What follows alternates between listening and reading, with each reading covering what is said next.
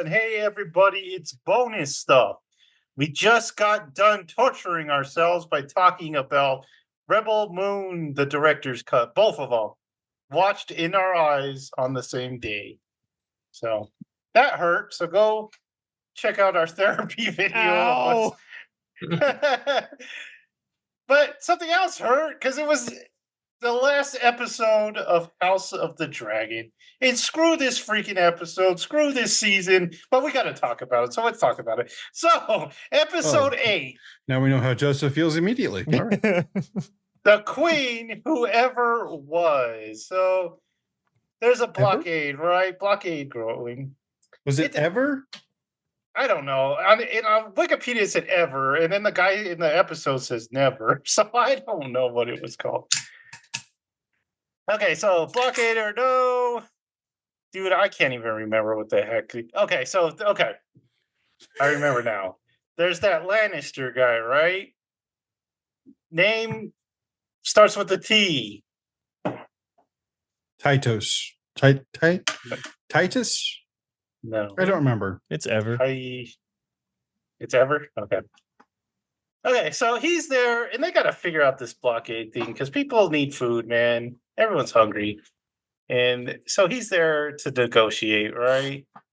And he's there, and there's these, they're pirates. So they're basically pirates, right? So he's there to negotiate. And they're like, you know what? Give us those stepstones. The stepstones everyone's always talking about. And he's like, I don't know if I have authority for that, but okay, you got them, man. And they're like, okay, yeah, that's good. But you know what? We got one condition. So we'll give you some ships. You'll go out and, we'll take out the blockade. If you want to be king, dude, we'll make that happen for you, right? But we got this one condition for you. We've got this admiral that everyone loves. And if you want to sail out there on our ships, you got to take this admiral with you. And he's like, all right, I guess I can do that. And he sits down and, no, she's there. The admiral's right there. And it's the admiral. And he gets up and he's like, oh, hey, nice to meet you. And the admiral laughs at him. And it's like, I'm not taking this guy anywhere. He looks like a wimp. And she's like, or he, sorry, it's a guy, right? So he says, I don't take anyone out on my boat unless they can best me. Wait, that was supposed to be a guy? Yes, the character is a guy. Oh, really? I thought it was I thought they were like taking, because Game of Thrones has the Brienne of Tarth, who's like a big woman. And so I thought they were trying to like bring that type of character back in. Interesting. From what I've heard, the character in the book is a guy. But in the book. Okay, I got you. And then it's played by a trans YouTuber. So it's a little confusing. So meanwhile, Aemon has burnt down a town, and that's not a very nice thing to do. So our club-footed advisor man, he runs in to see Aegon, who's, is doing better. He's being nice to the guy who's always helping him. He's like, you're a good man, giving me this rum while I'm hurting. And he's like, so he comes in, he's like, Aegon, it's time to go. We got to get out of here, man. Yeah, your brother's going to kill you because he's mad and the stuff's not going his way. And, you're the one thing blocking him from becoming king. Aemon watches that town bird. Sorry. Oh yeah. He's like, Aegon, you gotta go. We could take you to this one place. And he's like, I gotta go live with a bunch of goat lovers. But he doesn't say lovers. He says something else. And he's not doing good. He's got no manhood no more, and he pees on his leg every time he gets up. His manhood blew up. His manhood blew up. Burst like a sausage on the spittle. So that's happening. And he's like, you know what? You could just let them kill each other. Let Rhaenyra and Aemon kill each other, and then you'll come back and you'll be like, hey, I'm back. I'm the king of peace, bros. And he's like, yeah, I kind of like that idea. He'll return as the return of the king. That's basically their plan. Sing a song So to some then hobbits and you win. we get a scene of the dragon riders all together, right? So our new dragon riders, and we're having like a meeting. Corlys says, he's telling the queen, we gotta strike first, man. We got the advantage. And Rhaenyra's like, I kind of just got the riders just to like scare them. I didn't really want to do anything with the riders. He's like, what are you nuts? We gotta go by the iron is hot. We gotta go, make our statement. Aemon is angry, and he's just going to get angrier if we let him. So we got to go out and take care of this guy. And he's like, "Hey, I got a new boat. Named it after my wife, the queen who never was, because he really loved that queen, and she's dead." Um, okay, so they're talking, and she's like, he mentions like there's another out there, another person that could be on your side. And we, of course, we are talking about Damon, who has a new army. He's got a big new army, and they are ready to go, man. And his advisor or whoever it is like, you know what, dude, we're here for you. We need a king though, because Rhaenyra's been kind of wishy-washy. If we had a king, we'd kick butt for you. And Damon's like, I kind of like that idea. But he doesn't say that. He just kind of like, yeah, I could be king.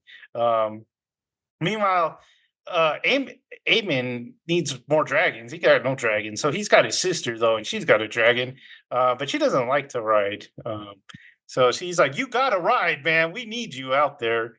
And she's like, "I'm not gonna burn people. I don't want to burn people. I don't like that." Um, so we get a scene with Sir Christian. The man has become a philosopher of men, a man without a philosophy, though, that he says. So he's out in the woods, they're marching somewhere, they're about to attack something. And then that one guy comes, his little bro, and he's like, um, Christian's like reminiscing about the queen, and that kind of upsets the queen's brother because he's like, "Hey, I didn't know it was her brother for like till they said it in like the last episode." And he's like, "Hey, don't smell that napkin. That's got my sister's scent on it." And he gets all mad. But Sir Christian settles it down. He's like, "You know what? None of this matters, man. We're just marching to oblivion, man." Uh, he's got this bleak philosophy. He says, he gets all these good lines where he's like, dragons dance and we're just dust under their feet, man. And yeah, so Christian, he's just this nihilist guy now. So he's just ready for the end. He's like, death would be a It's relief not right so now. bad. Yeah, it's not so bad. And that kind of really, her brother's like, oh man, he's kind of right or something. So they're all bumming out on a log. Um, Meanwhile, we get some mud wrestling, good old fashioned mud wrestling with Lannister and the pirate admiral. And it's a pretty good fight. And he has to win because he needs that fleet. So he does. He wins.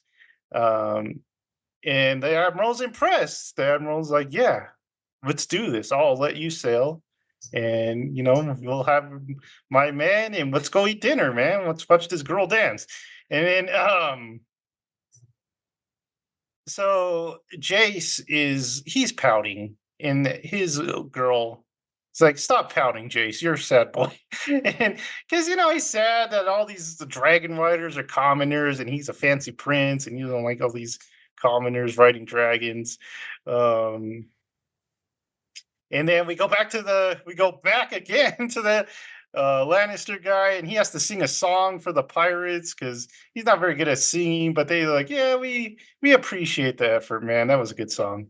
So the admiral's like, I'm pleased to sail with you, dude. You got all the great stuff, and you know what else?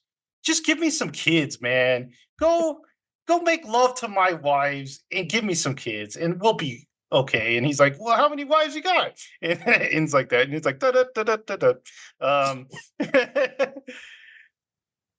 where were we? So, we get a dragon dinner. So it was funny because like Jace, you know how he's angry at these guys for being, and this guy gives him no respect, man. He's putting his feet on the table, and Jace is like, "Get your feet off the table, man! You're a knight."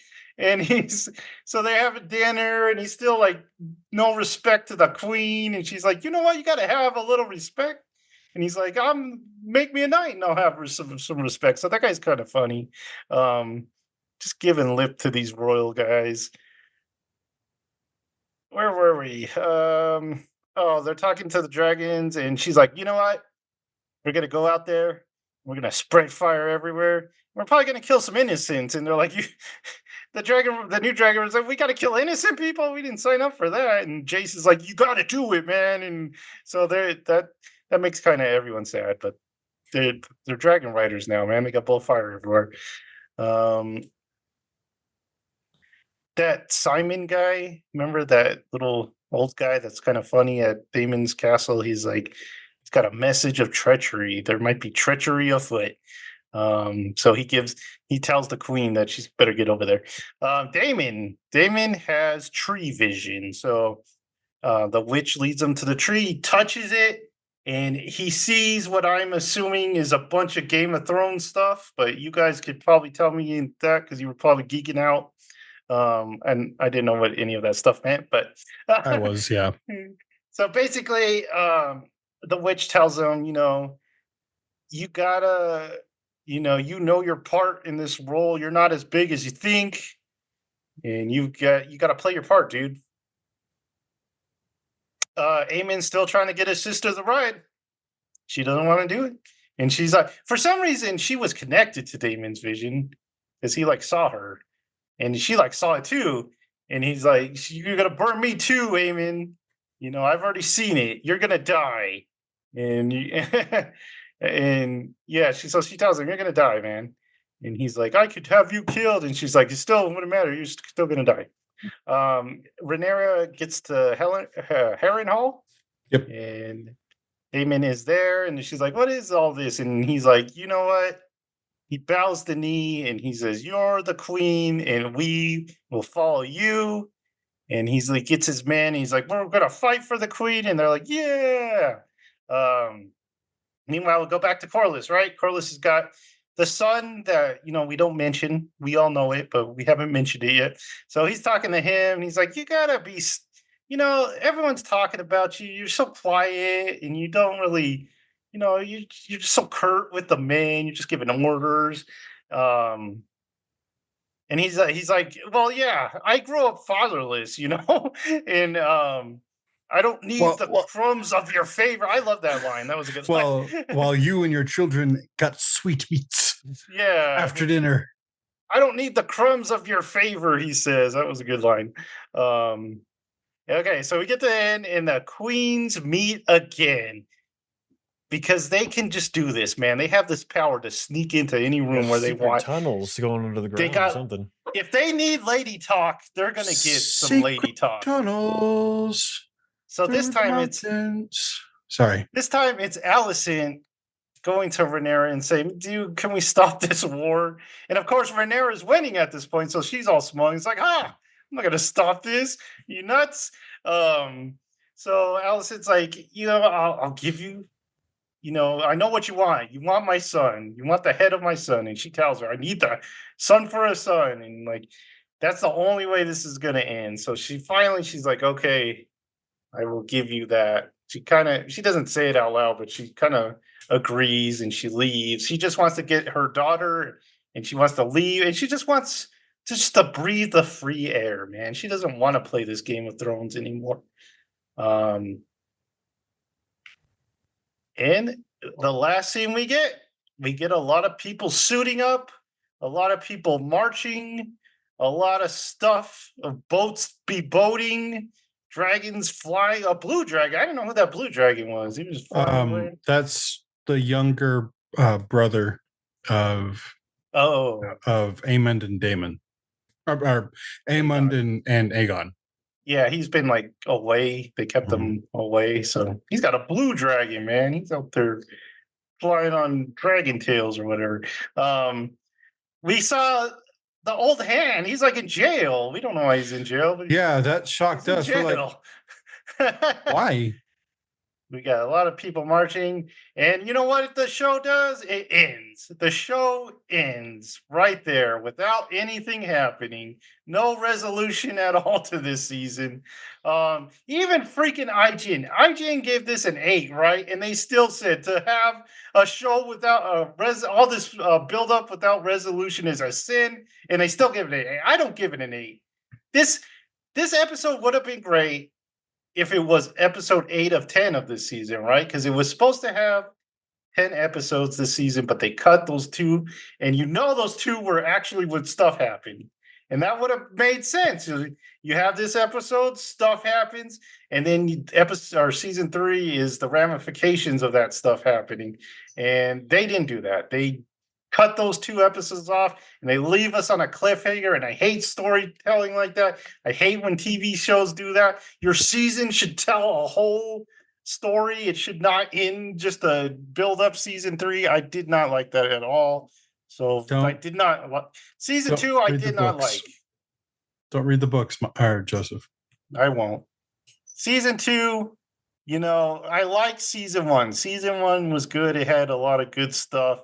Season 2 was a big letdown. It had 2 good episodes, and that was it. So we will see what season 3 does. But what did you guys think? Did you guys love it? Go for it, Michael. I didn't dislike it, but it was definitely like, oh, this is the last episode and this is all they're doing. It's definitely, like you said, it's just 100% build up to what they did before. And we saw before this that they have said there are going to be 4 seasons total, and apparently the next 2 are going to be the same length of episodes, so 8 and 8 again, keeping it shorter. I liked certain scenes a lot in this episode. I liked the scene where Damon finally bowed and we finally had a conclusion to his loony dreams that have been having forever. That vision of him going through all the Game of Thrones stuff, I thought was actually, very awesome, because, Thomas and I are familiar with that stuff.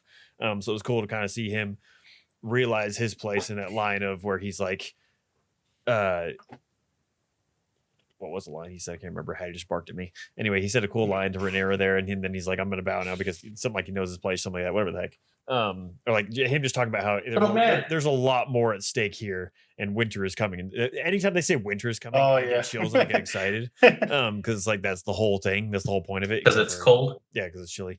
Get 1 second. Okay. I like the scene where Allison came to see Rhaenyra. I feel like those 2 actors play so well off each other, and like their emotion there. I felt especially Emma I don't know how you say their last name. Darcy. I think it's Darcy. Yeah, there's an asterisk. But like her, the control of her emotion in that part, and like especially when she starts welling up really so strongly with tears at the end. Like, gosh, good Lord, it's so good, so good.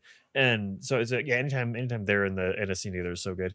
And then I did like a lot the scene with Aemon and his sister that he's trying to convince to fly, because like the first time you kind of see her, and Thomas was talking about this, about how she might be like these kind of seer peoples in Game of Thrones, where they're kind of brain altered because they're not always present in the time they're in.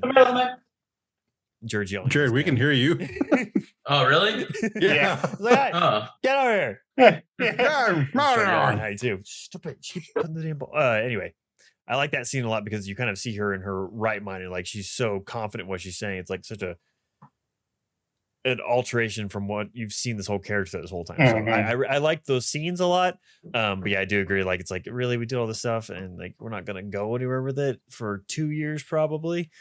It stinks. I don't. That Alex said it last night. That Dragon Rider, the obnoxious one, where he's like, I liked it. Oh man, I'm like, Ulf or something like that. The sooner he dies, the sooner I will be very pleased. Oh man, it's so fun. He gets to insult the queen and the prince. I'm totally with Jace, or the heck his name is. Like, just chop his hand off or something. Just take a finger or something. Jace needs a wedgie, man. That's what Jace needs. he's like the objectively like the best person there.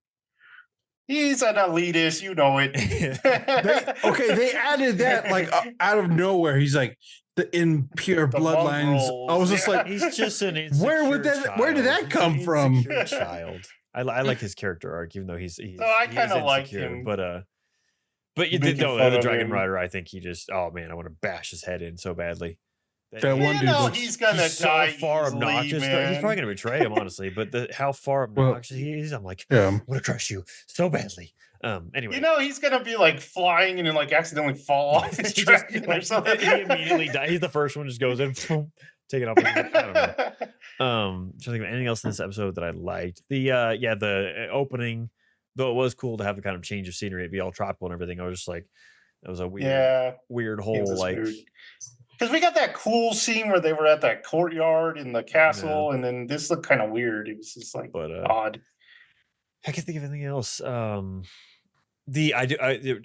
up that all at the end of the episode, I like how it's kind of like, so Rhaenyra and Alicent have this plan, like, hey, we're gonna make peace. I'm gonna clear out the castle. I'll tell you when to come. You come and you take the throne. We're done. That's it. I'm tired of all this crap. So that's their plan. Then Crutchman takes Aegon and he's like, we're out of here. We're gonna wait till things, and like that's part of their plan. Out the window. Then Lannister boys bringing his army up, like, hey, we're still gonna fight, right? Whatever. And then freaking Aemon has gone off with the depressed boys over in the woods, and they have their own plans. So like everyone has these different agendas now. It's not just two sides. It's like 6 different plans that are going to come to fruition, hopefully in 3rd season, maybe 4th. But I just want Kristen Cole to like start a little emo night group, and they're just doing their poetry over a fire. But yeah, so definitely that man deserves a wedgie. Good God. Alex said it last night. I do agree with him. He is way more interesting now than when he was just a pushover sex slave. But a cuck. Yes. Well, I mean, he participated. So I mean, he got some royalty in on that belt. Anyway, definitely a disappointment for what I think everyone wanted. Like you said, Joseph, we had 2 real action kind of episodes. The rest has been more buildup of the buildup that was before. But I feel like with less interesting characters, because the king was the most interesting for sure. I don't even mind if it's like action, but like in season 1, we had stuff just happen, and we had like dramatic stuff happen, and we didn't really get that. Yeah, this is a lot of like, hey, this person's going to go there and talk to that person. We're going to skip all that time. They're going to talk and then skip back. There's a lot of that. And then I forgot to mention the most hated character so far. She did make an appearance for like 2 seconds, and even in that 2 seconds, she was terrible. She's like, the white lady. Yeah, she just told the queen, "You must win," and she was like, "Duh, what else am I gonna do?" And then we had these weird little scenes where the girl, I guess it's Damon's daughter, she's looking for that sheep-eating dragon, and it was just weird. Ever, she's like, "I'm just gonna walk off and then starve and freeze." I mean, they in the show with the montage, just put that in the montage. Her fighting that dragon. Yeah, that would have made sense, but yeah, that was stupid. Yeah, Thomas, do you have thoughts? Yeah, they changed quite a bit, and I'm not sure what they're gonna do. Like me and Anna were talking when the king was saying, "My dragon's dead," and we kind of like both looked at it. We're like, "That's a change," because that something kind of happens with that dragon later on. But we're okay. The king's dragon, the one that fought. It doesn't die in the book. No. Well, I don't want to give anything away. Is the thing is, it's a big conclusion. Something really big happens with that dragon, and then also a lot of people are kind of losing their minds over seeing Daenerys. Like, she was the princess that was promised. She was the chosen one. And like everybody else is like, you know how the series ended, right? Like the other guy stabbed her in the heart. Like, oh no, I guess not. A lot of people are hoping that they change it. Yeah. I did like what Michael was saying. My favorite part was when Daemon went into the weirwood tree. You got to see the Blood Raven. We're probably going to see him in Night of the Seven Kingdoms, which is my favorite Game of Thrones. They had like a little tiny preview of that on HBO. Did you guys see that? We did, and that's my favorite Game of Thrones story. It's technically 3 stories, but it's in one book. It's Sir Duncan the Tall and Egg. I don't want to give away who Egg is, but That's my favorite of the stories. Dr. Eggman, Yep, you got it. First try. Jim Carrey, Billy and, Hatcher. But yeah, like what Michael was saying, like there wasn't an ending episode like all of Game of Thrones has, because every season of Game of Thrones ends with a big, okay, cool, I have something to really look forward to after this really good episode. Because like all the Game of Thrones endings are like some of the best ones, but this one was just like the one before Yeah. you end a season. And so, or this would have been better if something more apocalyptic had happened before that. So, but nothing happened really. So I'm just, Someone died or something. oh, also, Damon's daughter finding that dragon is different too, because that's not supposed to be her that finds that dragon. Oh yeah, they said it was a different character. Yeah, but which also has complications later on for Damon. So we're just like, okay, I guess they're just changing stuff, but I'm not sure why they're changing certain things.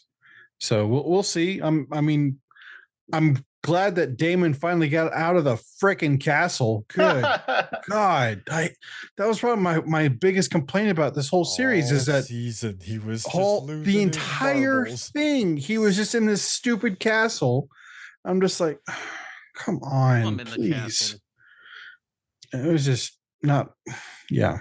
So I'm looking forward to it, but man, that was kind of a bummer to end on. I was like, well, all right, cool. I definitely kept last night. I would look at my phone and be like, we're running out of time for something to Yeah. happen. And it's like, is this an hour and a half episode? What's going on? Yeah. Yeah, the guys I watched for the after show were very angry at that scene between the two queens, and I don't know why. I didn't get to watch it, so I'm interested to go and see what they said, because I think they said it changes stuff or something like that. Yeah. And the only time I've ever seen a show end like this that was actually good was Deep Space Nine, where they start the war with the Jim'Hadar, and you see the Starfleet massing, and you get the last shot of the. Yeah, but You get the last shot of the. you have to get Enterprise. through 6 seasons of Deep Space Nine to get there, Joseph. You get the last shot of the Enterprise, and you're just like, dang, stuff is gonna happen. That's the only time. Because that's the only time like Star Trek ever did anything like that. Like before. I'm sorry, the Borg. Well, yeah, but something huge happened in that episode where you're like, your mind was blown by what had happened. But this was just like, oh, it's time for war, and that's the only time I think that ever kind of worked. God, I hate that show so much. Deep Space Nine is great. What? No, it's not. It's not. Great. To boldly go where the same people are still in the same spot as they always were. It's got Worf, man. When Worf comes in, it's great. Okay. He basically gets hit by the species that's basically the equivalent of a barrel. All right, so we got to get to some news real fast. So Marvel, we remember last time we talked about Marvel's Comic-Con, and we kind of got the details of how they pulled that off. So they spent more because they give the Russo brothers $80 million to come back, and they gave Robert Downey Jr. more than $80 million. They say significantly more than $80 million. He gets a private jet, he gets dedicated security, and he gets a trailer encampment. And one of the reasons he came back was he wanted the Russo brothers back. So he wasn't going to come back without the Russo brothers. So he made Marvel bring them back. So he made them bring them back for $80 million. And they also get to produce it from their own company. So it's not going to be just a Marvel production. So that was kind of shocking. I wonder if he's going to have a percentage again, because I know that's how he made bank the first few Avengers. Was he was the only cast member to get a percentage. I was just like, God dang. Maybe he will own Disney. They gave him all the shares. It's just going to be the new Walt. It can't get any worse. Like, it really better. And then Marvel did something really stupid. So Deadpool and Wolverine's a big success. So what did Marvel Comics do? They killed off Deadpool Yep. and they replaced him with his daughter. So Marvel has a history of doing this. Every time a character gets popular, they kill him off and then they replace him with a younger character that they want better because they hate established characters. DC does this too. The comic companies are just terrible. That's how Miles Morales came around, was that Ultimate Spider-Man got too popular. They're like, we haven't had a Spider-Man just like straight up die. We'll do that. Everybody's like, no. Yeah, they did it to Captain America. They did it to Wolverine. I mean, they did it to the whole X-Men line because X-Men, Fox's X-Men came out and it was really popular, and that kind of made Marvel jealous. So they canceled the whole X-Men and Fantastic Four line just for that. So, yeah, Marvel, the comic side of DC and Marvel is worse, somehow worse than the media side. And then finally, the Batman. I watched the first Batman Cape Crusader episode. That thing was terrible. Yeah. That animation makes you want to throw up. It's the same animation that they use in every show now, like Velma and stuff like that. It looks terrible. I mean, I don't. They were saying, "Oh, look at this. This is a pulpy Batman." Now it doesn't look. It doesn't have any pulp in it. It doesn't have the spirit of the animated series. It was just bad. And then they're messing all the villains up. For some reason, Two-Face is evil now as the attorney. So I'm guessing if he gets the ugly face, that's going to be the good side of him. I don't know. That makes no freaking sense. There can't be a duality of man when there's only one part of the man there. Yeah. So. Penguin's a woman now, a big woman that everyone thinks is super attractive, and she's not English for some reason. So yeah, it's not making any sense. It's got for some reason the critics are like, yeah, this is so good, and it's not. It's just pretty terrible. All right, so that was all that. So that was a lot of talking on my side. So let's get you guys talking. Jared, are you there? Yeah. It's me, Margaret. You're a little low. You A seem little low. quiet. Yeah. Zoom. I had it off. I thought Zoom switched it to default. That's why I thought it was off, and I was just yelling at the Okay. cat. It disappeared. I don't know where it went. Didn't really do much. Like I said, the other episode, I was watching Deadpool again, both the movies. Saw the man with cheeks this time.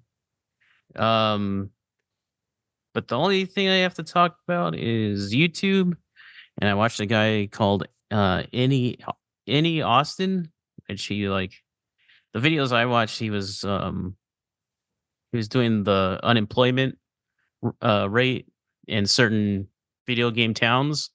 So he'd go around the towns and be like, "You seem unemployed. You obviously have a job, so you're employed." And then he told you the rate of the town. That was fun. And then he also did a video mapping out all the kind of just where all the rivers go in like Breath of the Wild and Tears of the Kingdom, and how that 100 years changed the affected the ecology. Yeah. And then the only other video video of note that I watched, I was watching Drumeo again, and they had Chad Smith playing drums again. To the first time I talked about this, he played "The Kill" by 30 Seconds to Mars, and he had to like kind of guess what it would sound like or how they would play it. This time he "Can You Feel My Heart" by Bring Me the Horizon, and his version was kind of better. It was a lot more interesting and like a lot more different beats. I kind of liked it more. But that's all I did this week.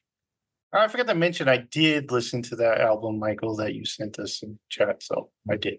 Good man. And I'm getting some kind of like Michael has a taste, I'm getting, with vocals.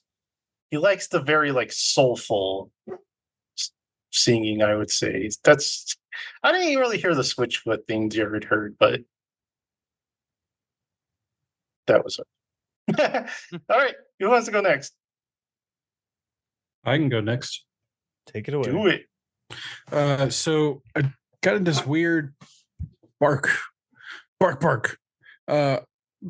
This weird like rabbit hole, I guess. For some reason, I decided to read the Oppenheimer book that the movie was based on, The American Prometheus. Very interesting. It's a very dense book and not exactly easy to go through, but it's very interesting. So I decided to do that and then rewatch the movie. I think it's weird. I have more of appreciation for the movie the more times I see it, because I remember when I first saw it, I was kind of disappointed in it, and I ended up liking it even more this time. It's kind of weird, but that kind of got me on a weird YouTube trail because of Oppenheimer and physics, and I started watching things about like quantum physics and black holes.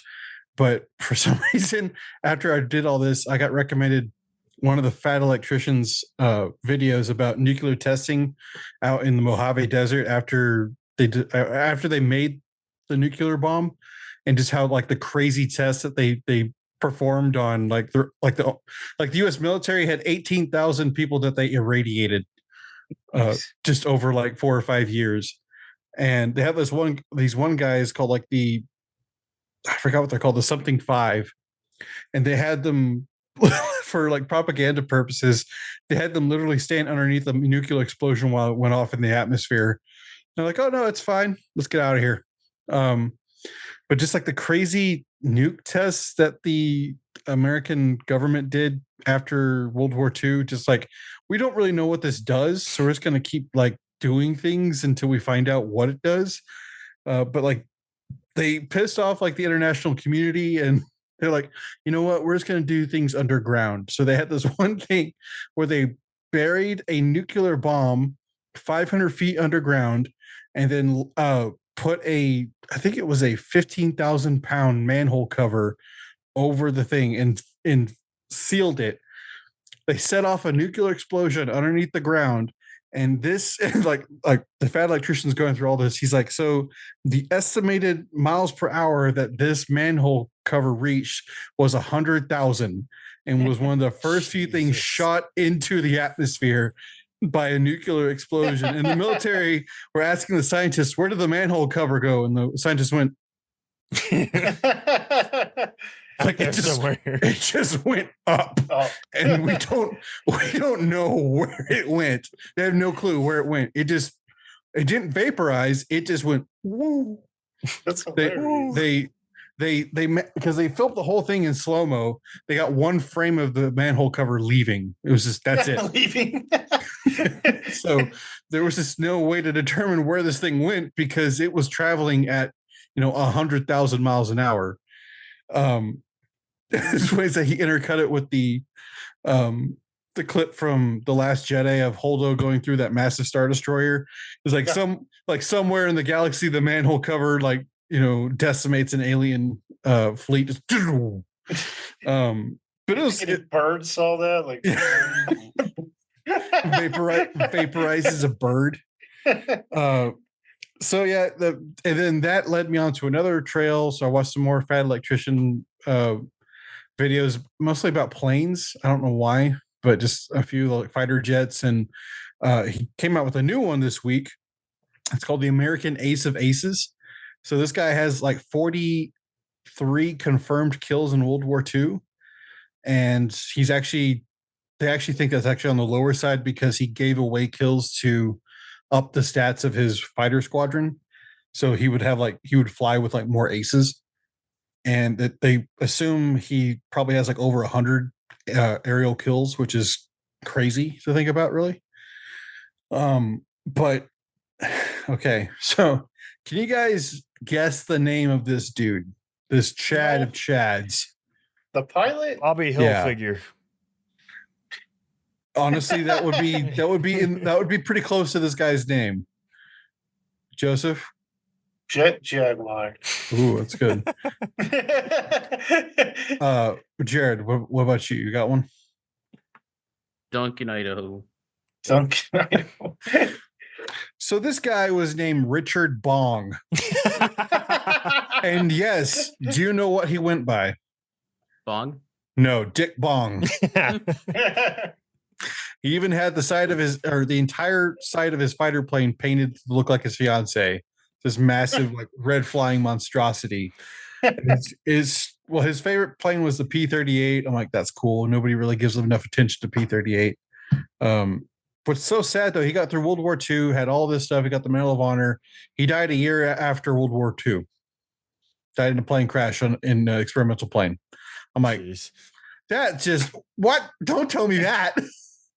So, but yeah, it's a very interesting rabbit hole that I got from theoretical physics up to Dick Bong. So there you go. Is that up and or then, down to Dick Bomb? I'm not sure. it depends on you, Michael. Depends on where you're standing or leaning down. Depends on if you're a manhole or not in space. Oh, going light speed. I just like that we got one frame of it leaving. I would like to see it from space and just like a manhole just fly out of the atmosphere. Well, and what's funny about that too is that like they have like like the neck beards on the internet. Oh, it'd been vaporized, and like no, that's if you're coming into the atmosphere, not leaving the atmosphere. It's like atmospheric pressure works differently. So it's like this thing made it into space. We just don't know where it went. We'll find it someday. Yeah. It'll return. like Haley's comet. Yeah. Aliens just bring it back. Here you go. I think you dropped this. It will return sentient. It'd be like, I've seen things. We brought your intergalactic discus back. So here you go. But yeah, and so that one, and then I watched Unsubscribed. They had 2 World War II vets from Iwo Jima on there. One was a Marine who was a flamethrower operator, which was like intense. Was a flamethrower Operator. Listen to the whole sentence. Well, it took forever to finish it. So well, your ears are clogged. You're looking at the cat. So they're not clogged. They have headphones on them. I can't hear you. What? You're so low, Charles. Yeah.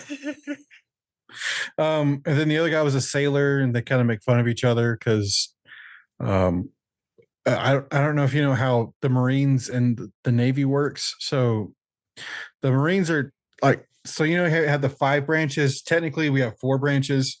We have the Army, the Navy, the Air Force, and the Coast Guard. And the Marines are actually part of the Navy, but they don't like to say that because they're Marines. It's the Marine Corps Department of the Navy. That's why there's an anchor on there. But they gave each other so much crap, and the Navy guy was hilarious. The Marine was very opinionated about modern politics, and like everybody got immediately uncomfortable at one point. We're like, we don't know what to say. Like combined, these guys were 197 years old. Was their combined ages. I'm just like, good God, that's 200 years old. 200 years old. Like, geez. But it was very interesting. Just kind of like one guy's like, were you drafted or volunteers? Like, oh, I was drafted. And they're like, well, how did that happen? He's like, well, some guy showed up with a letter and said, here you go, report. And he's like, all right. And they're like, all right, cool. And your adventure begins. So it's just very interesting hearing people from that time period and like how they think about things like now. And so yeah, that's all I got. So Sweet. Fair enough. Michael, go for it. All right. Well, we'll start on the gaming section of things because I finally beat the last boss Oh, no. of the Elden Ring Shadow of Erdtree DLC. Erdtree. I said I had a rant incoming, and so here's my rant coming. Though I'm tired, so it probably won't be too ranty. Because I kind of people kind of went nuts praising this DLC, and I've actually heard people not like it. I like it. I think it's a good DLC. I mean, it's also like it's basically like a second game, honestly. Like it's like a miniaturized sequel to Elden Ring. It's a whole new area of map, whatever. You got so many new bosses, all this other junk to do, tons of different weapons, a whole different leveling system that you take through the thing. I gotta yell at my dog again, Hattie. There's a time where she gets get impatient. But it's like people kept being like, "Oh, this map design is so cool! Like you see this place down there, and you're like, how do I get there?" And then you get there eventually, like, wow, I'm here. And I found it beyond utterly frustrating to circumvent this map, because like normal Elden Ring, because normally in like Souls games you don't have a map, you have just like the layout of the levels, and you figure it out as you go, and you kind of memorize it because it's usually really well interlaced and layered, and you're like, okay, I understand, I'm here. Especially like Dark Souls is a master class at this, of just like you have this kind of hub area that you keep circling back to, and you're like, how am I here again? It's genius. But Elden Ring, the DLC, because the main game is like, big map, and you just kind of go in the direction you can see where it is. And you're like, I need to get to that point. I run that direction. That's as difficult as it is. But instead, the DLC is just like, it's not wide, it's vertical. And so you have this area down here. You're like, oh, you can see on the map where the map shards are to fill in the map where you need to get to. And you're like, all right, what's over there? It's like, well, that's a 400-foot cliff that I can't go on. And so how do you get to this part on the lower part of the map? Well, there's a little hole way up here in the top part of the map. There's a tiny little tunnel you go into. You then get all the way down to the bottom. So it's like You slide. there's literally no point in having a map in this DLC whatsoever, because none of it leads where you think it's going to lead. It's all just like a big maze. And so comes to my complaint. There's just gonna be a bunch of complaints, and I'll give up positives in the end, because I do think it was good. But I got very, very, very frustrated with this, because it's also like they bring in the open world aspect of it. And like I said, with the Elden Ring base game, the open world lent itself so well to a fact of, if you found an area you couldn't pass, because it's very like new Souls player friendly. It's like, this is too difficult, I can go literally in any other direction, because it's an open world flat map to where I can just find a new area, level up there, kill some things, figure out what's going on, or run away from an area that's harder, and just kind of explore and have fun that way. But this is all just vertical, and there's no real exploring, and it ends up where I'm half the time I'm just on my horse thing, running past everything. And that's the thing I don't like to do in Souls games. When I play a Souls game, I like to at least beat every enemy once before I start running through things like boss areas and stuff. And this, I'm not gonna waste my time in this overly imploded area with a bunch of worm things sticking out and a bunch of like little weird knife dudes chasing me around. I'm just gonna ride past on the horse, because there's literally no point in me doing this.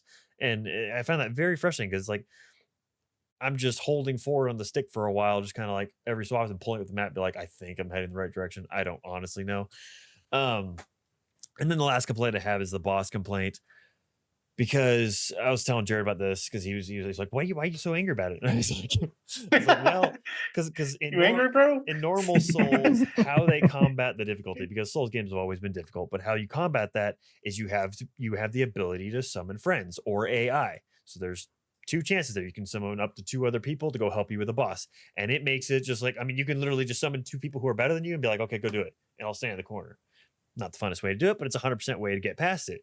In this, they added these summoning systems, so you can get like these basically creatures from around the world that you just get spirits of them that you can summon, and they go fight for you. But everyone ends up choosing the mimic, so it's basically just a copy of you. He goes and fights for you.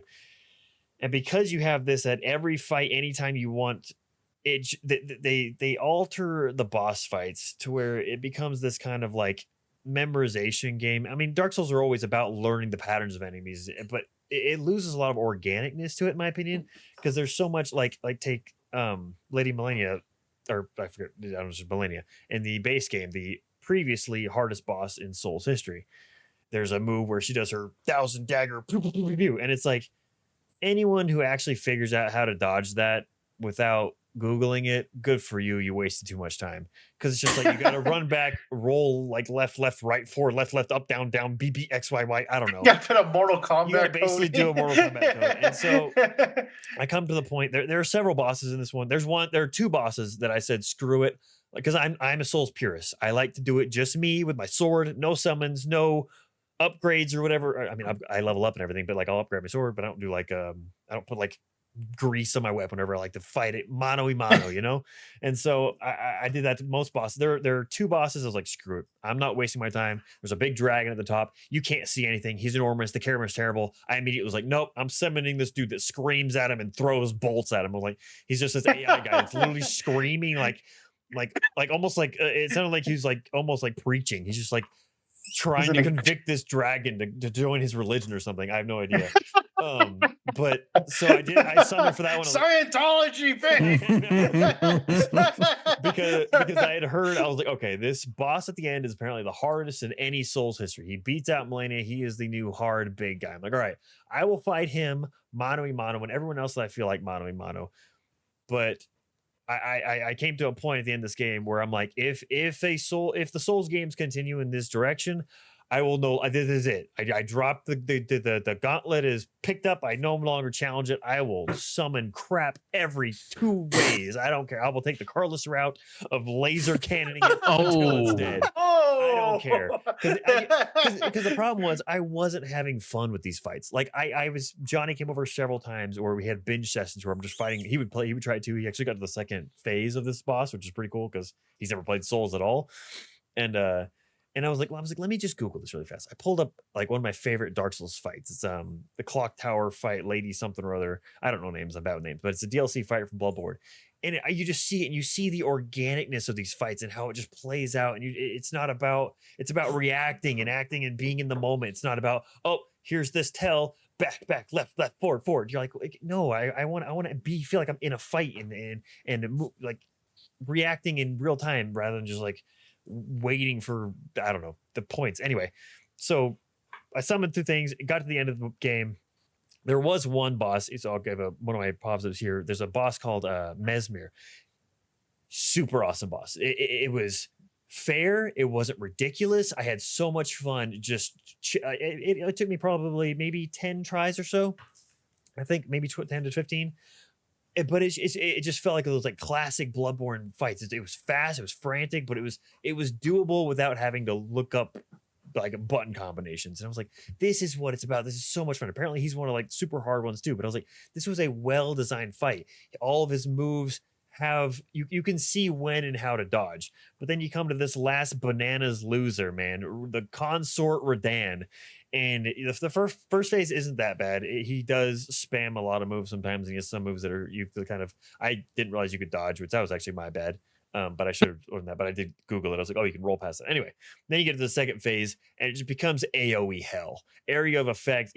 Every move he does, it's from the first phase, but holy light shoots after whichever direction he's doing. And a lot of it's telegraphed. So like if he does it a forward slash, it shoots in a line. If he does a side slash, it shoots across him. Easy enough. But then he gets things where it's just like he's this like dance that comes flying at you. Like 3 different dance moves. I call them dance moves. I don't know. He does a pose, then it comes flying at you. I don't know. They look like dances. And each of them, I'm like, he does a stand, Jared.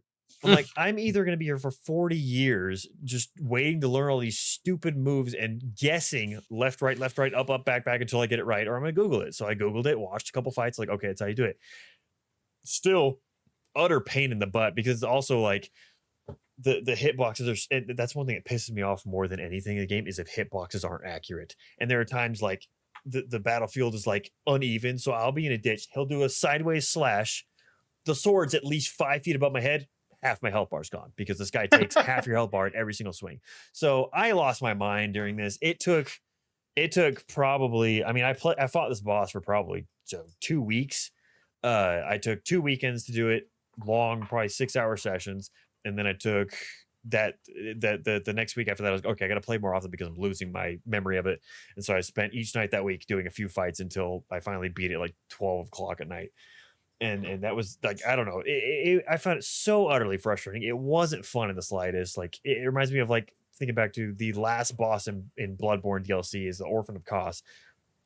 Extremely hard boss fight, but I had so much fun doing it. I'm like, there's just no fun in these like compensated Elden Ring bosses where it's just like, hey, you're probably going to use a mimic, so we're going to make it so brutally stupid with these AoE attacks that you're going to get hit no matter where you are, because that's how we can try and balance the fact of this. When I'm like, there's already ways that make the game easier is summoning AI, summoning friends, whatever you need to do. You know, this like whole new mechanic I feel like is ruining the cadence of boss fights, and I'm very upset about it.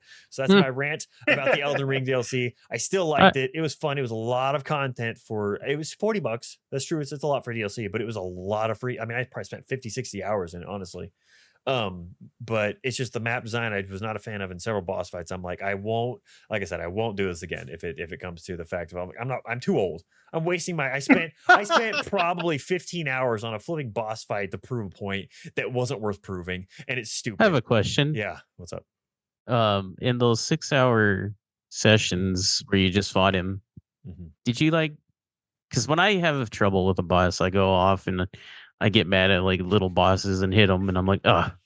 And then I go back and I'm like, okay, I'm ready again. Do you do that, or is it just nonstop that boss fight? I didn't go fight anything else. There are like the leveling system in the DLC where these different items you get, they're only in DLC and they only power up in DLC, and you get to level 20. I was only level 19 when I beat this because I followed a video to get all the pieces, and apparently I missed one. Don't know where it is, and I wasn't going to do the video again, so like screw it. I did do a lot of experimenting with respecking, trying different builds and swords and weapons and stuff like that. I ended up sticking with the Matilda, the new, it's like a light great sword, so it's faster. It kind of looks like a rapier mixed with a great sword, like kind of the fighting stance. And then I switched from ice to bleed because the ice just took too long to take health out down. I definitely could have, there are 1,000 different builds I could have Googled and been like, this is more optimal, and I could have done way more damage and probably beat it way sooner. But I was like, I kind of want to do it just my way and the way I've been playing it. And I found that build and that playstyle of that sword more fun. So at least I was getting a little bit of fun out of it rather than just like a lot of the bleed builds where it's 2 katanas, jump, slash. And that's all you're going to do for 4 hours, jump, slash. I'm like, I'm not going to do that. Jump slash. So yeah, so that was it. I respect once, and I was like, this is miserable. I made a mistake, and I could never get it back to what I had. And I feel like I just got I worse. always And I take was pictures like, before. I'm like, I did too. I was like, So I only got to see this once. This rage that was in person. You saw that. Yes, it was a very bad day. Like I saw Michael try for I think 3 times, and he would get close. You get like 2-3 inches of health left on that boss, and then just get absolutely pwned. And then I remember him just kind of like going like look, Michael, you're a controller. He just went just kind of like put it down, and he's like, I'm gonna rant. By the way, when I'm done with During this, the podcast, I will rant. I will rant later. I'm just like, it was like a quiet anger. Like he didn't scream, didn't like it, like super visibly, like he's just building. Like, yeah, it was just like silently building, and the room got very uncomfortable. I'm like, I'm here for Game of Thrones, so I hate when you get to like 2 inches of health or like a little centimeter. It's the worst. I'd rather die like 2 hits in. The day after was the worst because that was Sunday. The Monday after, Alex and Anna, no, it was a Tuesday because they came over because we did the podcast on Monday. It was Tuesday. They came over and they were playing games in the living room. And I was trying to control my temper because Anna hasn't seen me scream like that at like Call of Duty or anything like that. And so that's Alex's girlfriend. I was trying to be nice. But there were just points where I was getting so flipping angry because, like I said, the hitboxes were off. And then he had a lot of like stun moves that you couldn't dodge out of. Like you'd still be like mid dodge, but they would like stun you somehow. Like he'd hit the ground at a wave or the stupid shock waves. So then he'd hit you he'd hit you literally 2.5 times, you die with full health. Very annoying. And there was just one point where, I mean, it was literally, you could barely see the health on the bar, and I died. And I held the controller and I was just breathing so freaking intently. And I was like, just don't break it. I was so close to throwing it across the room. And I haven't thrown a controller across the room in ages. But that's Elden Ring. I'm done with it. Yeah, I've never thrown one.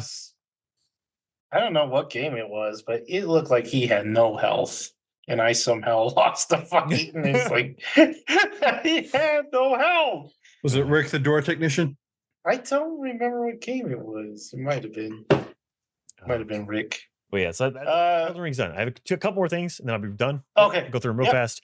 I didn't watch any shows because I did watch a show, but I got distracted randomly by this because I wanted something dumb to turn my brain off to. I think it was probably because of Elden Ring. And this show I had tried before, but didn't like, and then I tried again, and I still don't know how I feel about it. And I think Thomas has watched this, but I've been watching 30 Rock. Oh, yeah. So yeah. And I don't know. I'm like, half of this, I'm like, that isn't funny at all, but I find the characters very endearing. Well, it's funny. It's like, this isn't funny at all. And they don't have like one joke. Like, hilarious. like, crap, that was actually really funny. It's confusing too because like this has such good reviews everywhere. Everyone says this is like one of the top I don't- comedies. I'm like, I don't understand the cult following of it. It's I don't crazy. understand.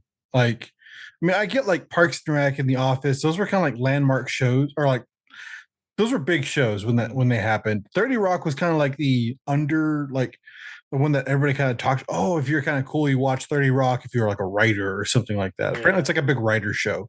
Because Yeah. I mean, it's about basically writers in SNL. yeah, But yeah, I don't get the huge hype about it. I've never understood it. yeah. I Like, keep wondering because I'm about 20 episodes into season 1, and there's like Mhm. 5 seasons, I think, something like that. So I'm curious. I'm like, does it like ramp up? I mean, it has definitely gotten better since the beginning. The beginning, I was like, wow, these jokes are bad. These are really, yeah. like, on the point bad. they're almost like Tina Fey, like, because Tina Fey's like the main writer of the Yeah. show, because it's her pet project that she had for SNL, and I can definitely tell when Tina Fey tries a little too hard on things. It's like, oh no, that's not good. Well, it's but- like the formulas are stripped out of like a how to write joke book, and they're like Yes, plopped in there. I'm like, that's yes. so It- on the it's al- nose. It's almost like a writing prompt is so obvious, Yeah. and you're just like, okay, maybe we should have put some more effort into that before we aired, because good lord. Right. At I least can turn it lit- a different I direction. can literally like see them like having the box of like writing prompts, like, okay, we're going with this one, let's Yeah, try. right. But yeah, I mean, it's funny, like parts of it are really funny, but you have to get there, and I'm like, Mhm.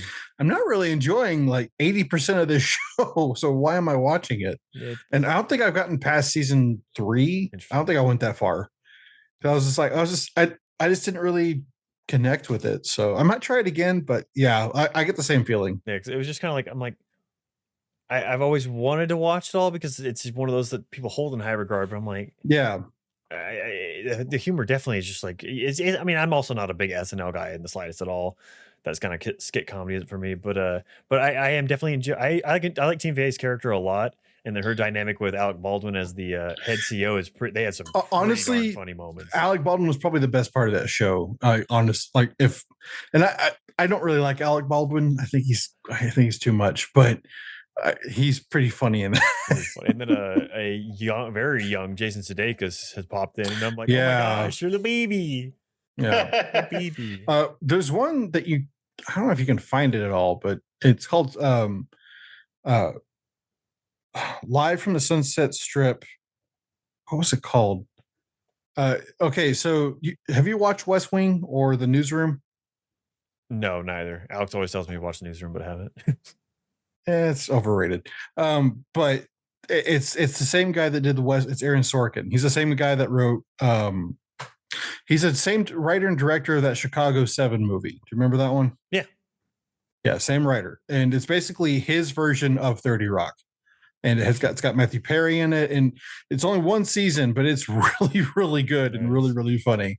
There's just one part I remember because it's like sketch comedy, and like Matthew Perry's character is like laying on the couch, and this guy comes in a lobster costume. He's like, I have to ask, are you wearing a lobster costume? He's like, yeah. He's like, okay, I'm just making sure, because I really was really scared that was a hallucination, and I was not prepared for that. So.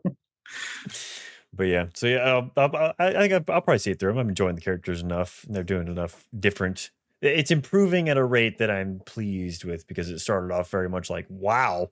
But anyway, the last thing I did today was I all day made the mistake of binging YouTube videos at work about Mistake. Yeah, mistake. Just wait. A mistake about publishing a book. Oh, Because Lord. I've been spending the last 2 years writing a book. I am now done with my 3rd draft, and I was like, I feel like it's time that I should learn the process of where I'm headed toward. And then you just get the absolute earth crushing, because every I mean, you know that the book you write will not be successful. It's just like the statistics are against you. The world is against you. Very rare, yeah. But it's like, but everyone has that slight, like there's a hope in there. There's a spark. It's like, you know what, mine was gonna make it. But I have the golden the ticket. videos and the things, it's just like everyone says, no, Yeah, the No one's stats- gonna read your book. It The means stats nothing. of Pretend it didn't published happen. books is crazy, man. It's so like I was watching a special shout Dude, out to how much the- this interview with Anna. Oh God, say what you got to say, Thomas. While I look up her name. The stats of self-published books are crazy too. Like, Mhm. because like you have It's the so amount much of easier. well, it's Well, not like just Amazon, that, like Amazon. but Amazon. But the thing is, it's like self or published books. You have a publishing house that is pushing your book, that does some type of advertising, tries to get your book out into stores. With Amazon, it's like YouTube. Yeah. It's like Yeah. you're there. Everybody can self-publish, and so everybody does. And so if you're successful, you've beaten a massive system. Yeah. And it basically, like, a lot of advice to give publishers: be famous. Right, It's like- exactly. Like, have an audience Yeah. already, and you'll be fine. There's a reason Yeah. why so many Navy SEAls write books, is because they're already Navy Yeah. SEAls. It's You like can get I that. I got that. Yeah, exactly. But I do want to give a shout out to Alyssa Matesic. She used to be at Random House or a couple of the Big Five, and then now she is a freelance editor with a YouTube channel. She does a lot of like discussing how the I said producing. What the heck? Publishing, Publishing. production. Thank you. Jeez, that went my brain so fast. She because a lot of YouTube trying videos will to- talk about like this is how you write, and she does some of that stuff like these are good things, bad things, but she does a lot of production talk.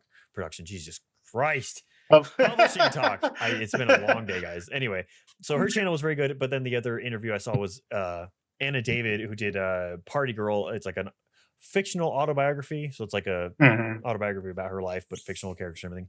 And it's just like she just like equates the publishing world to Hollywood, and everyone's trying to take advantage of you. And she's like, and the only time I got my book in, and I hated the cover, I hated the parts they changed, but I had no control over it. I'm like, you make this sound so depressing. Stop." Yeah. And then she's like, the interviewer asked, she's like, so what's like the average book sale for a new book? And she's like, oh, 300. She's like, oh, is that like for the year? She goes, no, 300.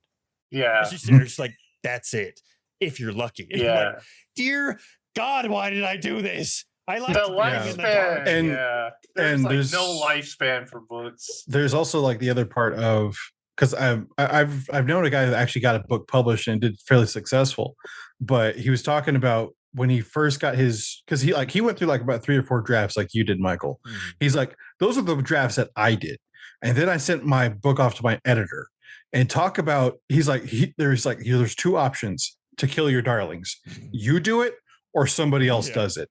And he's just like, both suck. But he's like, but honestly, it's better if you do it, because you're more in charge of what they're trying to cut. Mhm.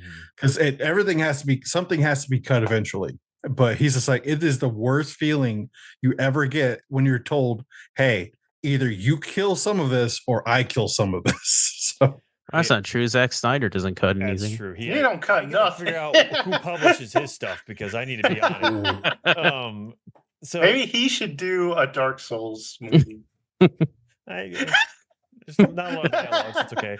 does it feel like you're getting smashed in the testicles for 3 hours? Well, guess what? No. Zack Snyder's the director for you. But yeah, so that's what I did today. It was depressing and very demoralizing. I was more set on getting a proper publishing thing. Now I'm torn. I don't know what to do. So that's where I'm at right now. So we need to get more subscribers so you guys buy my book.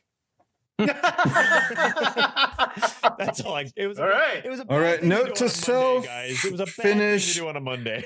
That draft of short Dude, this Monday story, was so I can do that too. brutal. Here we go. All right. Joseph, all right. Jared, I write things. apologize. This is now a publishing YouTube channel. YouTube Yeah. channel. I hate writing. I'm terrible at it. This is a platform, like Michael said, or Joseph said, the best way to do it is be famous already. So if we're already famous, we can write books now. We got- There you go. who's- Self-fulfilling prophecy. Who's gonna be our boogie? Who's gonna get all the articles written? You gotta start Dude, it's getting it's getting worse. Oh It my is god. converse. Oh, Thomas my- almost had that Tipples outbreak Yeah. on the last video, so The What are what? you doing, Thomas? Tipples. Have you guys Tipples? seen the Tipples? No. you guys aren't up to date with your boogie lore then. No, There's I more. avoid it. Hmm. I hide. He got a tattoo that says Oh, liar I saw on that. his You guys told me cheek. about that. Oh, no. And he says that he feels healed or something He like I just can't needs to remember start what he dressing said. up like Jared Leto's Joker and just be done with it. He can forgive himself now that he has a liar tattoo. He said, Oh, is that how that works? "Yeah." Yeah. Right. And then the whole Mr. Beast thing's getting weirder and uglier too. So Yeah. I had to like remove myself because talk about a toxic community. Good God. That's all I watch. It's just Really? nonstop that. Yeah. Jared's just reveling in the chaos. He's like, Gosh, Thomas. I Yeah, know I he's our boogie. Did you see that reaction? Print it, ship it. Get us out there. Thomas, did you see the whole? They're gonna cancel. You know that extreme slap fighting league? Yeah. They're gonna try to get that canceled because it was causing way too much damage. Well, I mean, yeah, like causing too much damage. I'm sorry, like I don't. If you're doing that, you're already damaged. I think it's fine. The guy most recently got his face disfigured because of it because he has no more like nerves in his face and like it's all messed up. There's a difference. There's a difference between taking a punch, like because you try to avoid a punch, you try to defend against a punch, so you rarely get the full impact, and also you're wearing gloves, that kind of thing. But with like that, I mean, full force. I'm sorry, but no, that's how people die. Like. No, that's so stupid. Also, like they were saying that, like in a normal punch, you fall backwards, your body just like goes limp. And the slap fights, there's like people holding you up, so your body doesn't have that like natural like defense, and so people are just like getting messed up. Well, part of it too is that the reason why your body shuts down is to protect itself from neurological damage. So if you have people constantly trying to wake you up, it's like, oh God. And there's like boxers and MMA fighters saying like, "Oh, that's just pansy fighting," but they're like they're taking way more damage than them. Well, I mean, it's just like it's like going into a boxing match and going like, all right here, as many times as you want. Take the glove off. Ref, hold me up. Well, Hold me up, ref. That's the thing too, is it's barehanded. I'm just like, do you know how much like damage you can do with just your bare hands? Or I'm sorry, because of your bare hands. They need the big foam hands. The Hulk hands. Hulk hands.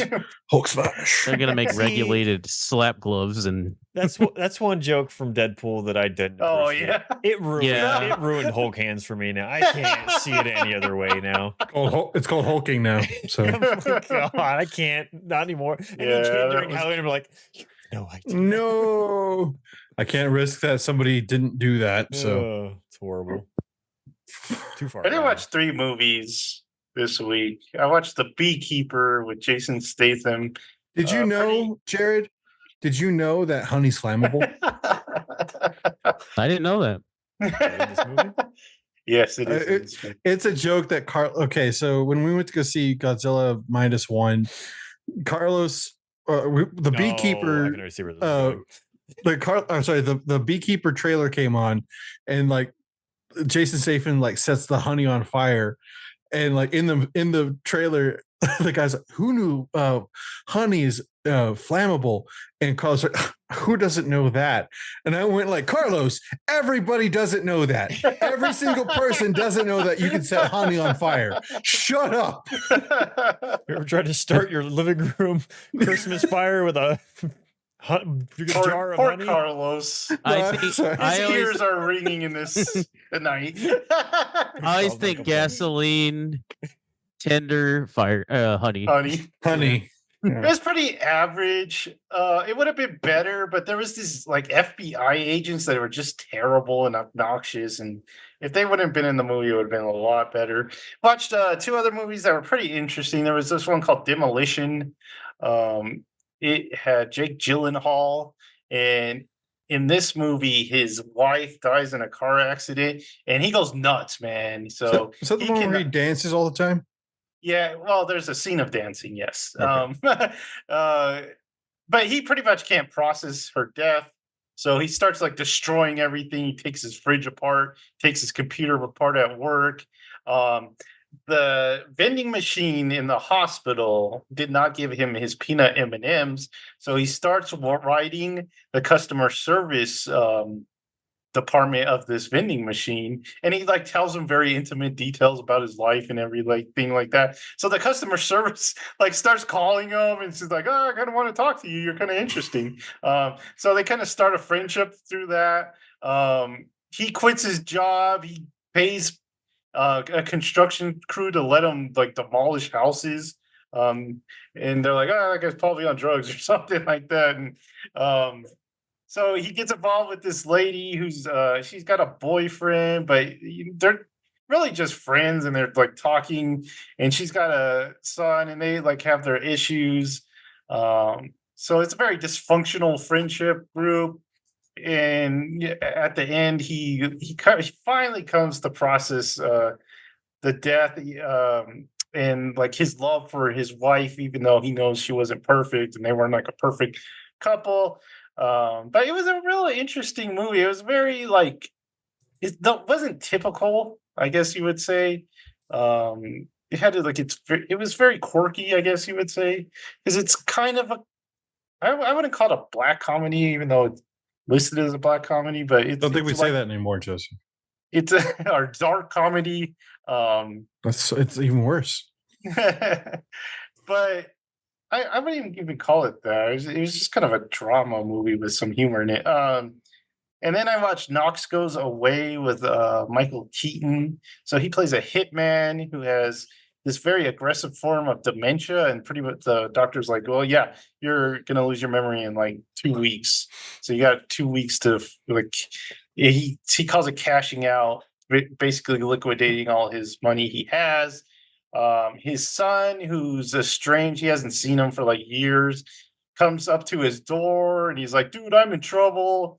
Turns out he killed this guy for molesting his daughter, so he killed him. And Michael Keaton's character is like, all right, I'm about to die, so I'm going to take care of this last thing for you. It was really good. It's a slow burn of a movie. Again, it has like these cop characters that are kind of obnoxious, but Michael Keaton's really good in it. And just like I thought the way it all wraps up was very satisfying, and the last shot was pretty good. I like that. So it was an interesting movie. I wouldn't say these were great movies. I wasn't like when the Michael Keaton one came on, it's like Saban Films. I'm like, oh no, I got another bad one. But it actually surprised me, and I actually kind of enjoyed this movie. So not great, but kind of interesting movies to watch. So that's what I did, and I think we're done. Do we got any last words? I did watch that I forgot to mention like 2 weeks ago. Asteroid City. Finally, Oh yeah. Oh, it was did you good. like it? Not my favorite, but it was good. It was weird. It's weird. Yeah, Little alien goes. He goes back up. I like the alien. Jared, anything you forgot to tell us? No. Tell us, Jared. I need to catch up on My Hero. I am really. I still The watched that last two episode. episodes. I need to watch them. My God. The manga just ended and I people are know. losing their minds. Dude, screw those manga readers. They're Dang, they're spoiling cheaters. everything. Cheaters. They are spoiling a lot. I was looking up something and I was like, it had nothing to do with anything. And they're like, boom. And I was like, Ooh, that's God. scary. I didn't see anything. I don't want to know. But the last 2 episodes were good. You said, Mhm. yeah, you say that all the time, though. It's true though. It's true. I can't. I'm always let down. What are we doing next week? What Oh, are yeah. we doing next week? Trap, right? I don't know. I didn't get very good. Kind of. We'll have to talk about it. Yeah, it looked like it just did okay. You can do long legs. Jared, have you seen it? No, I want to. No, you don't.